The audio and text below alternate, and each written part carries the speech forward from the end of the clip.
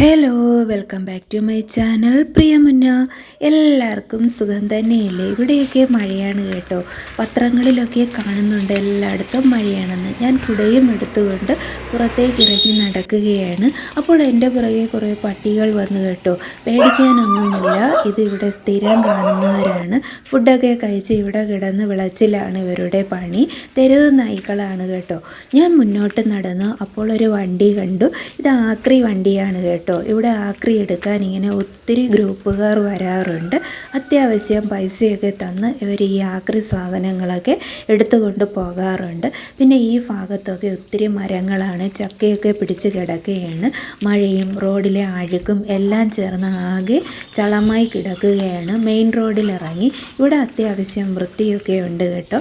ഞാൻ മുന്നോട്ട് നടന്നു. ഇവിടെ അടുത്താണ് ഷോപ്പ്.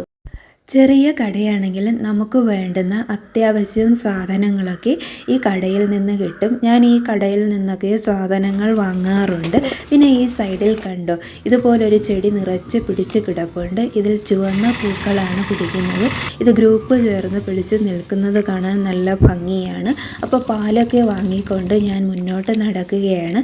അപ്പോഴാണ് ഒരമ്മ ഇലയൊക്കെ പിടിച്ചുകൊണ്ട് മുന്നോട്ട് നടന്നു പോകുന്നത് കണ്ടത്. അപ്പോൾ തിരികെ വരുന്ന വഴിയാണ് കേട്ടോ. അപ്പോൾ ആക്രി വണ്ടി സ്റ്റാർട്ടാക്കി മുന്നോട്ട് പോകുന്നുണ്ട്. വീട്ടിലെത്തിയതിന് ശേഷം കുറച്ച് പാചകത്തിൻ്റെ തിരക്കിലാണ് കേട്ടോ. ഉണക്ക കൊഞ്ചൊക്കെ വെച്ച് അത്യാവശ്യം ഒരു കറി ഞാൻ ഉണ്ടാക്കി എടുക്കുകയാണ്. അതുപോലെ ഉലുവയൊക്കെ ഇട്ട് മാങ്ങ അച്ചാറും ഉണ്ടാക്കി എടുക്കുകയാണ്.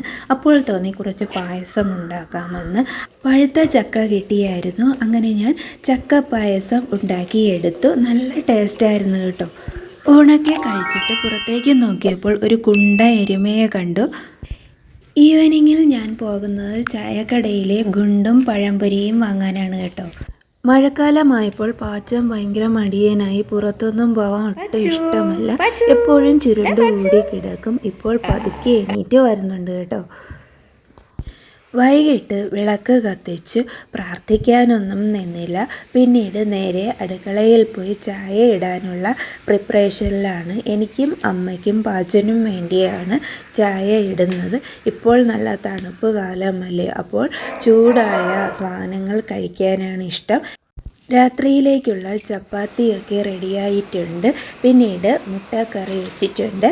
ഇതിൻ്റെ വീഡിയോ ഷോർട്ടിലിട്ടിട്ടുണ്ട്. ഇത്രയൊക്കെ വിശേഷങ്ങളേ ഉള്ളൂ. പുതിയ ടോപ്പിക്സുമായി നെക്സ്റ്റ് വീഡിയോയിൽ കാണാം. Love you all. See U.